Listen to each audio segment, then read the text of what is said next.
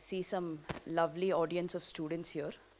So I have a few questions before we start. A show of hands. How many here are backbenchers? Any backbenchers here? 1, 2, 3. Wonderful, lovely. And any of you here have ever felt like a misfit, like I don't belong here? Not in this space, anywhere in your life. Awesome, awesome, awesome people. So I'm just going to start with a small rewind 10 years ago. A story of a young girl who had just finished her MBBS, was doing her internship, and she walks into the orthopedic operation theater one day, and the chief in the OT, he asks her, "Do you think you can hold up a leg?" And she's like, "Sir?" And he's like, "Go get the blood supply. Go do the notes in the ward." And she's like, "Sir, I want to be a part of the surgery." He's like, "You're a girl. You've got no place here." And that day sparked something new.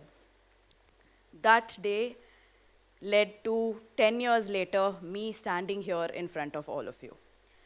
You know, in that moment, for me, it was like, how is this even fair? You know, is it okay for me to be sent out of a theater where I want to learn? I'm looking to, be a part of this procedure. And just because of my gender, I've been sent out. But yeah, of course, you can't do anything about it in that space. And I came out, and I think I was upset for it a day or two, like any of us would be, and moved on. You've got to do work. You've got to go to the next posting. If not, you're going to get an extension. Your degree is going to get delayed. So many things. And after I finished my UG, I started thinking about what do I want to do in my master's.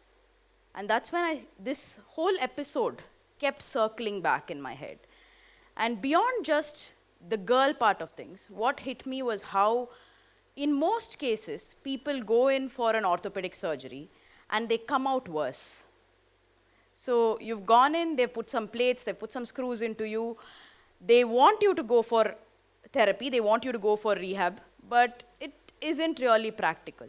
It doesn't really happen. And sports medicine, for me, addressed that.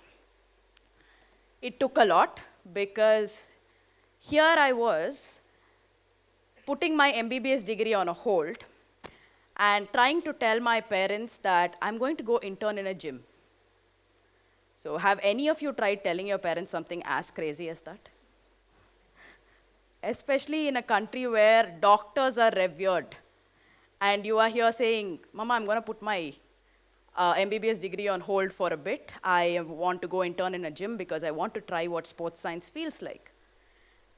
I did it. And for the first time in my life, I was in a space where what mattered was how much can you lift. I don't care if you're a girl or a boy. How much can you lift? How much can you match the next person in the room? Doesn't matter if it's a guy, doesn't matter if it's a girl. And that's all mattered. How much can you do to help another person rehabilitate? How much can you take that extra effort to be present for that person? And to be that, I don't think gender matters. So when we're talking about women being empowered, I think what we really need to think is, as humans, are we being empowered? Gender, yet again, why bring that into empowerment? Fast forward from there, I finished my master's in the UK, and I was blessed enough to be the first female sports medicine doctor in an IPL team. I'm really grateful to the management who took that chance, because it's not that easy to say, okay, here's a room full of men, a dressing room full of men, and for any boys who've been in sport, you know what that looks like, and saying that I'm going to put a girl in the middle of that. It takes courage. So that again showed me that my work speaks for me and not my gender. And in order for that to happen, can you put in the kind of work that requires? Can you keep your head down, give your 100%, cut out the noise? Because the noise will be there. Believe me, it was there. I had extended family who were like, you? In a boys' dressing room? Wasn't it awkward? I was like, I was working. I don't think I was looking at anything. So, this dialogue was there. It was there a lot. But it's about cutting the noise, keeping your head down, and just giving your 100%. And if you can do that, I think you've given yourself the empowerment that you need. From there, again, a beautiful opportunity came up where they asked me if I could be the team manager as well. So here's this huge jump. I'm here from medicine, working in a gym, sports medicine, and then I'm jumping all over to management, which I've never done any education for. All I did was, in my spare time when I was with the team, I befriended then team manager, and I could see that he was swamped. And I was like, bhai, I have time. Let me help this person. And that's all I did. I was like, let me give my 100% to help this person. Because whatever you do, be it a small thing, you're helping a friend, you even going to purchase groceries. If we make sure we're giving 100%, it's going to turn out right, right? So that's all I did, and 5-6 months later, he calls me, he's like, Harini, I've suggested your name as the team manager for the women's team. And I was like, sir, you think I can do this? Because, I mean, as women, we've been taught to question ourselves. No one's a bigger self-critic of ourselves than us. So we've been taught to, think twice, doubt ourselves, see if we can really do it. But then no one's going to stand at a platform as big as WPL and say, here's a team, manage it, unless they've seen something in you, right? So it takes a minute, double back, sit down, take that in.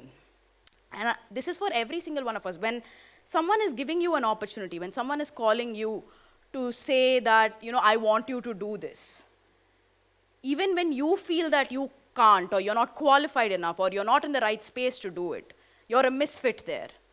Maybe you're not. Maybe that person could see something in you that you couldn't see yourself, because in the end, we are too close to our problems. We are too close to us. We aren't able to see the bird's eye view of what we are projecting out into the world. Right now, standing here, yes, I have all of these points in my head that I want to make. I don't know how much of an impact each of these lines is going to make on each of you. If I'm able to make an impact on, say, 2 people in the audience today, now that is a win. And that is my biggest takeaway from today. So that is all. All we have in our control is giving our 100%. And circling back to the story, when I did agree to do this, he was like, I'll guide you, don't worry about it, I'm here with you through the process. And we went in. One day, my life is perfectly fine, I'm working a proper, banker's hours, because sports medicine, of course, doesn't have emergencies, we're not doing night shifts there. Everything is fine, and the very next day, the whole world is topsy-turvy because there's so much that needs to be done. And that's when I realized management isn't a joke, bhai. Management isn't a joke, entrepreneurship isn't a joke. And I'm like, okay, we've taken this step forward, and something that my grandmother kept telling me was, think 1,000 times before you take a step forward, but once you've placed that foot forward, see the journey through. And this stuck with me for a long time, and that's what I did. And over a point of time, I started realizing we women are built to do this. Right from childhood, we have been multitasking. Women have been known to manage work, family chaos, the chores at home, studying, sport, name it. And somehow, we've always been expected to excel at it all. I don't know if we've heard this saying, women are expected to work like there's no family and take care of family like there's no job. And somehow we do it. We actually do it. And when you take a minute to actually realize the magnitude of something like that, you understand that we're already empowered. What are we doing talking? We just need to get to doing. That is all that matters. And the next problem that came in front was taking decisions like that. You are in a space where medicine, maybe you need to take quick decisions. Management, maybe you need to take very quick decisions. There's a lot of chaos that can go wrong. And people kept asking me how. I didn't know. At that point, I did not know. I said, I just do it. But then, going back again, sitting and thinking about it, trying to analyze how we are able to do it, it came back down to the crux that as women, as a mother, me being a mother of a 4-year-old, we do it anyways. That's just what our life has been about. Managing when your kid is throwing a tantrum, while simultaneously handling, say, parents, in-laws, everyone. This is something that we women have been doing. But we just don't give ourselves enough credit for it.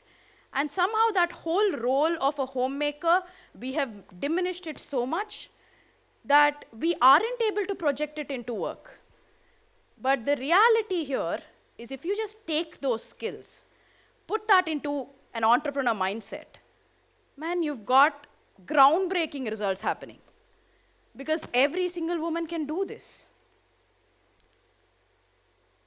Going beyond all of that, there were situations where I had to choose to stay silent.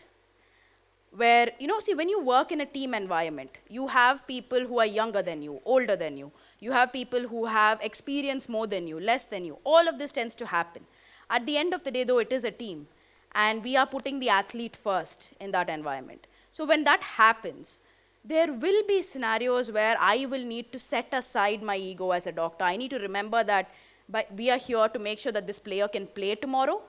And it doesn't matter who's bigger.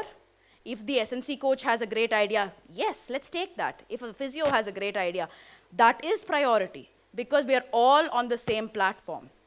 And that is where, for me, I believe heavily in being a family doctor to players, if that makes sense. So I don't know how many of you are familiar with that concept. I mean, I think that used to exist in my parents' era.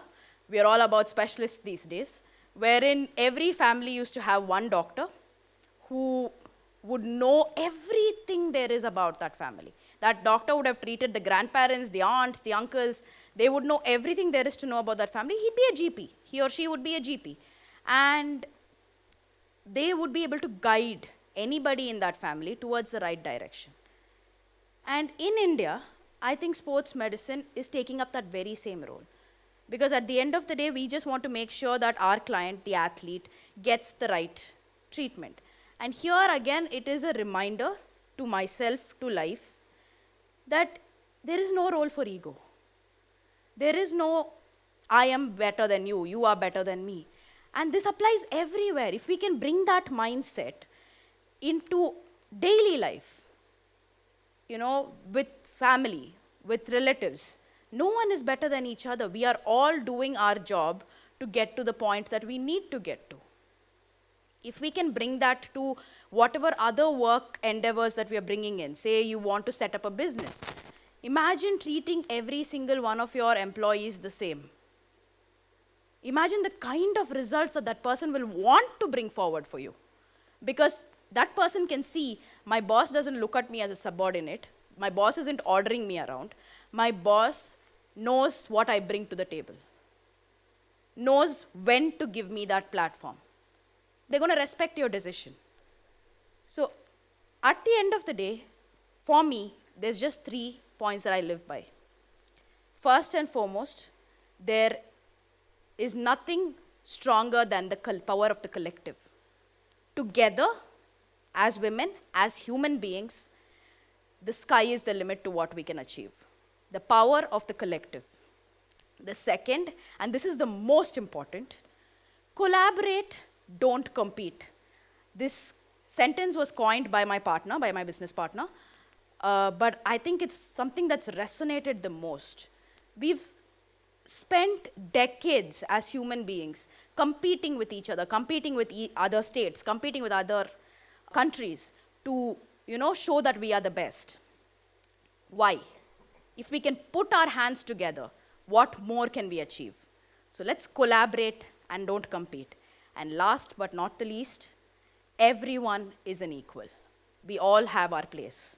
Thank you so very much, guys. You've been a lovely audience.